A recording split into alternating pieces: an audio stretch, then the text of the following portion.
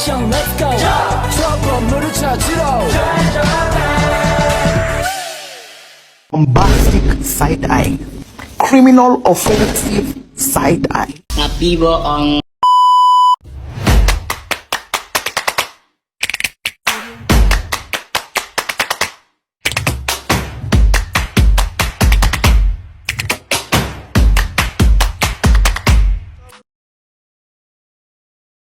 Assalamualaikum warahmatullahi wabarakatuh. Baik, di sini kami ingin membawakan materi tentang krisis finansial global tahun 2008. Baik, saya akan menjelaskan latar belakang terjadinya krisis finansial global. Semua ini bermula pada Amerika Serikat, di mana mereka ingin meningkatkan pertumbuhan ekonomi sehingga suku bunga turun jadi 1%. Banyak orang pinjam uang untuk kebutuhan usaha investasi dan yang paling populer itu pinjam uang untuk membeli rumah. Nah, karena ini sangat populer, sampai sebetulnya orang yang layak untuk dipinjamkan uang itu sedikit, sehingga muncullah kebijakan untuk memberikan pinjaman uang kepada mereka yang tidak layak. Nah, bank yang awalnya berpikir bahwa ini sesuatu yang menguntungkan, tetapi karena subprime world ini adalah orang-orang sebetulnya tidak diberikan pinjaman, akhirnya mulailah orang-orang terjadi kredit macet. Mungkin mereka bisa memanfaatkan rumah yang mereka sita tersebut, tapi nyatanya banyak sekali orang yang tidak bisa bayar sehingga rumah yang disita banyak. Yang berarti banyak supply rumah itu banyak. Karena supply rumah banyak sehingga harga rumah itu jadi turun. Karena harga rumah jadi turun, orang-orang yang sedang mengkredit pun berpikir bahwa ini tidak menguntungkan untuk terus melanjutkan kredit. Karena mereka mengkredit rumah yang harganya mahal, sementara rumah di pasaran itu sudah murah. Akhirnya banyak orang meninggalkan kredit dan ini membuat semakin banyak lagi stok rumah tersebut. Dan inilah yang memicu awalnya bangkrut atau kerugian pada lembaga keuangan atau bank-bank. Terus, kenapa dari sini bisa menyebabkan ekonomi global yang namanya efek domino? Dimana karena satu masalah memicu masalah lainnya. Tentunya permasalahan ekonomi yang masih ini akan memicu ke masalah ekonomi yang selanjutnya yang dapat mempengaruhi ekonomi dunia. Saya pikir sekian tentang latar belakang krisis finansial global. Selanjutnya akan dilanjutkan oleh teman saya. Saya akan menjelaskan tentang kondisi perekonomian dunia saat ini dan dampak ke depannya. Global di tiap negara akan sangat berbeda. Mengapa demikian? Karena sangat bergantung pada kebijakan yang diambil dan menentang ekonomi negara yang bersangkutan besarannya. Dampak krisis telah menyebabkan adanya koreksi proyeksi tingkat pertumbuhan ekonomi di berbagai negara dan dunia. Perekonomian Amerika Serikat diprediksi akan melemah pada saat itu. Dengan demikian, negara-negara di kawasan Eropa dan Asia Pasifik akan melemah pula. Baik, di sini saya akan menjelaskan materi kedua, yaitu tentang dampak krisis keuangan global terhadap perekonomian Indonesia tentang perekonomian ekonomi makro. Nah, di sini ada beberapa dampak, yaitu yang pertama, berdampak terhadap pertumbuhan ekonomi. Nah, ini ditimbulkan oleh krisis keuangan global terhadap perekonomian Indonesia. Dan yang kedua, dampak krisis keuangan negara, yang dimana realisasi APBN tahun 2008 banyak dipengaruhi oleh perkembangan ekonomi global, antara lain tertingginya harga komoditi. Nah, yang ketiga itu, dampak sisi moneter, yang dimana nilai tukar rupiah yang sebelumnya sempat menguat dari 9.416 rupiah berhias dolar pada tahun Desember 2017 menjadi 9.118 rupiah berhias dolar pada bulan Juni 2018, dan didorong oleh peningkatan penerimaan ekspor dan pemasukan modal swasta. Yang keempat itu ada yang namanya sektor keuangan. Nah, krisis keuangan ekonomi dunia, pertumbuhan kredit perbankan nasional yang meningkat pesat, yang dimana sampai dengan Desember 2008, kredit tumbuh mencapai 30,7% dengan nilai 1.300,2, jauh lebih tinggi dibandingkan dengan pertumbuhan 2007 yang sebesar hanya 26,4%. Baik, selanjutnya yaitu dampak terhadap pertumbuhan sektor real. Terjadinya krisis keuangan global tahun 2008 berdampak pada pertumbuhan sektor real di bidang infrastruktur. Nah, yang pertama yaitu sektor transportasi. Berdasarkan dari pengalaman-pengalaman negara lain, berdampak pada menurunnya kemampuan pemerintah dalam memberikan anggaran dan serta berkurangnya daya beli masyarakat. Di sisi lain, terjadinya kenaikan biaya transportasi akibat terdepresiasinya nilai rupiah dan inflasi. Yang kedua yaitu sektor perumahan dan pemukiman. Terdapat 3 dampak yang dirasakan akibat krisis global yang terkait dengan sektor perumahan dan pemukiman. Nah, yang pertama yaitu mengering likuiditas yang tidak hanya mempengaruhi dunia usaha, melainkan kepada pemerintah untuk biaya pembangunan. Nah, yang kedua yaitu menurunnya tingkat permintaan dan komoditas utama itu. Indonesia tanpa diimbangi peredam jalur impor secara signifikan, yang menyebabkan defisit pembangunan. Nah, yang terakhir yaitu tingkat kepercayaan konsumen, investor, dan pasar terhadap berbagai institusi keuangan yang ada. Dampak terhadap bidang pertanian dan perkebunan. Yang pertama, produksi komoditas pangan nasional pada tahun 2008, di mana saat krisis ekonomi terjadi secara rata-rata tetap. Yang kedua, komoditas perkebunan merupakan komoditas yang paling rentan terhadap krisis keuangan global. Yang ketiga, komoditas hortikultura berfungsi sebagai fungsi pangan, yaitu sebagai sumber vitamin, mineral, serat, antioksidan, energi, dan fungsi ekonomi sebagai fungsi kesehatan serta fungsi 10 budaya.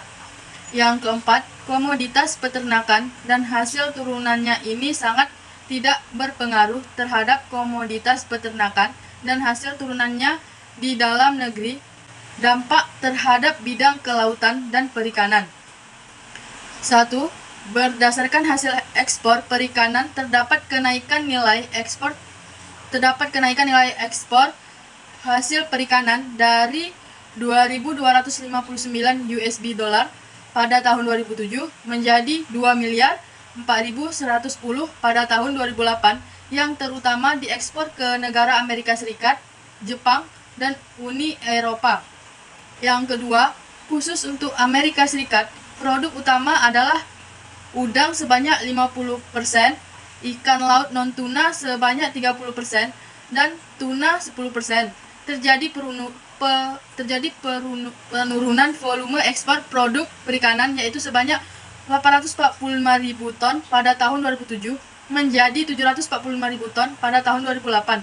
Ketiga, meningkatkan produksi perikanan, terutama distribusi oleh perikanan budidaya. Penyediaan ikan untuk konsumsi juga mengalami peningkatan dari 28,28 kilo per kap pada tahun 2007 menjadi 29,98 kilo per kap pada tahun 2008. Dampak terhadap bidang kehutanan. Krisis ekonomi menimbulkan dampak baik positif maupun negatif terhadap sumber penghidupan masyarakat yang tinggal di hutan dan sekitarnya. Inflasi dan meningkatnya biaya hidup serta input pertanian misalnya akan menimbulkan kemunduran bagi banyak rumah tangga. Dampak terhadap lingkungan hidup. Krisis ekonomi tahun 2008 terjadi di tengah krisis lingkungan yang meliputi krisis energi, air, pangan, dan dampak dari akumulasi perubahan iklim. Kondisi ini akan berdampak terhadap kebutuhan untuk menata lingkungan, menurunkan karbon dioksida di atmosfer, dan berinvestasi untuk energi ramah lingkungan akan mengakibatkan ongkos energi naik 20% dan barang bertambah mahal.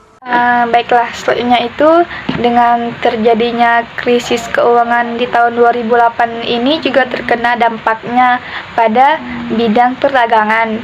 Jadi salah satu dampak dalam bidang perdagangan ini yaitu dengan terjadinya pelemahan perdagangan global. Jadi kelemahan permintaan dunia ini dampaknya krisis di keuangan juga diperkirakan akan berlangsung di tahun 2009. Tentunya akan berdampak terhadap penurunan volume perdagangan global. Yang kedua itu ada terjadinya penurunan kinerja ekspor Indonesia. Neraca perdagangan Indonesia juga mengalami penurunan karena peningkatan ekspor itu lebih rendah dibandingkan dengan peningkatan impor. Jadi sebagai efek melemahnya permintaan global ini. Selanjutnya ada dampak terhadap bidang industri. Jadi menjelang akhir tahun 2008 lalu, pembinaan industri ini difokuskan pada upaya menyiapkan industri nasional dalam menghadapi krisis global, yaitu dengan memfasilitasi penyediaan insentif fiskal bagi industri-industri strategis. Jadi langkah strategis lain dalam persiapan krisis global adalah menjaga pasar domestik dari produk-produk impor yang ilegal, yaitu dengan membatasi pelabuhan dari masuknya barang-barang impor. Dampak terhadap investasi. Investasi cukup meningkatkan pesat pada tahun 2008, namun perlu diwaspadai karena pada tahun triwulan keempat 2008 mengalami perlambatan pertumbuhan, yaitu hanya meningkatkan sebesar 0,8% dibandingkan triwulan ketiga 2008. Ketenagaan kerja, salah satunya tenaga kerja banyak permutusan hubungan kerja pada saat krisis sedang berlangsung, dan banyak kalangan yang cukup tinggi pada saat krisis berlangsung. Dampak terhadap kemiskinan secara umum. Dampak krisis keuangan global terhadap kemiskinan antara lain: 1. Penurunan daya beli masyarakat miskin dikarenakan kenaikan harga-harga barang. 2. Peningkatan penduduk miskin dan rentan yang diakibatkan PHK ataupun dampak krisis keuangan global terhadap perekonomian daerah, yaitu dibagi menjadi 3. 1. Sektor perdagangan. 2. Sektor UMKM. 3. Sektor ketenaga kerjaan. Dan penjelasan selanjutnya akan disampaikan oleh teman-teman saya.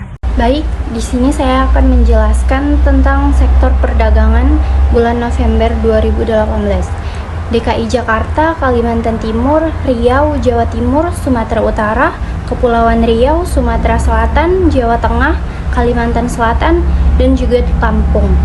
Itu merupakan 10 besar provinsi dengan nilai perdagangan luar negeri yang terbesar. Secara rata-rata nilai ekspor per bulannya itu bisa mencapai 11,6 miliar US dollar. Nah, namun mengalami sedikit penurunan pada bulan Oktober dan November pada tahun 2008. Lanjut ke sektor UMKM, krisis ekonomi yang sedang terjadi. Nah, mungkin nggak memberikan pengaruh langsung bagi usaha mikro, kecil, dan menengah atau yang disingkat dengan UMKM dan koperasi. Jadi hal ini itu disebabkan oleh beberapa faktor seperti keterkaitan antara UMKM dan koperasi dengan perekonomian global yang masih sangat terbatas investasi asing yang masih berfokus pada usaha skala besar. UMKM dan koperasi juga tidak memiliki hutang-hutang di luar negeri. Sementara proporsi UMKM yang terlibat dalam pasar ekspor itu hanya mencapai 10% dan hanya 0,9%. Lanjut ke sektor ketenaga kerjaan. Jadi secara nasional pada tahun 2009 tingkat pengangguran itu terbuka akan turun menjadi 8,3% apabila ekonomi tumbuh dengan 5,0%. Nah, apabila ekonomi tumbuh 4,5%, angka pengangguran itu terbuka menjadi 8,6%. Perkiraan ini mempertimbangkan adanya PHK yang tidak terserap kembali dalam pasar kerja. Masalah pengangguran merupakan tantangan besar yang harus ditangani bersama. Jadi kesadaran pekerjaan, pengusaha, dan bahkan dukungan politik itu sangat menentukan di dalam menurunkan tingkat pengangguran terbuka keseluruhan ini akan menjadi gambaran-gambaran pekerjaan. Baik, sekian dari saya. You know I'm a hitter with the ego. Bumped out, wiener, but I gotta keep an eye out for some lady.